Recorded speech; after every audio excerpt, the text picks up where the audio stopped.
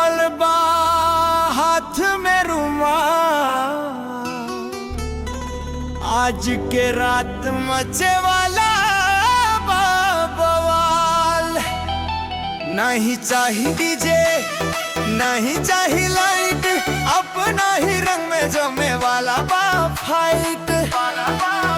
जब ढोलक पर थाप परी दामनवा डोल जाए, जे भी सुनी सुर वो साथे बोल जाए।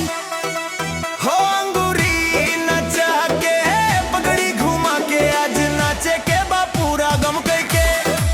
हो अंगूरी नचा के पगड़ी घुमा के आज नाचे के बा पूरा गम के। बड़ा दिन के बाद भइल बाई मिलनवा, खुशी के मारे झूमे हमारे सारा अंगनवा। माए गावत बाड़ी सोहर बहनी बजावे ताली, आजू कवनो घर में ना रही कोना खाली।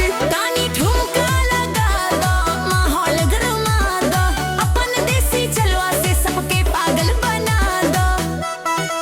हो धूल उड़ा के सबके हंसा के आज नाचे के बा पूरा गम के।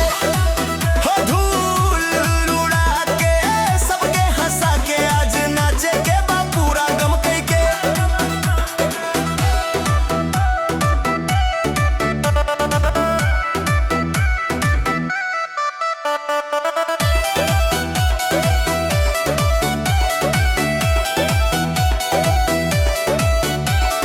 कवनो बाटे सवंग तो कवनो बाटे यार, सबके दिल में उमड़ल बाजुआ पार प्यार। ना इस शहर के शोर बना कवनो बनावट, देसी गाना के आगे सब बाटे थकावट।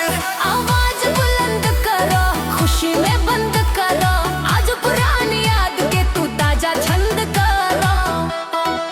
हो शोर मचा के सीना फुला के आज नाचे के बा पूरा गम के। हो शोर मचा के सीना फुला के आज नाचे के बा पूरा गम के।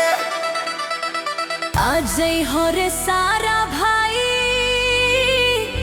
आज पाओ न रुकी, जब ले दम्बा तब ले जम्बा, उड़ा दो गर्दा। बजा दो ताली हो जा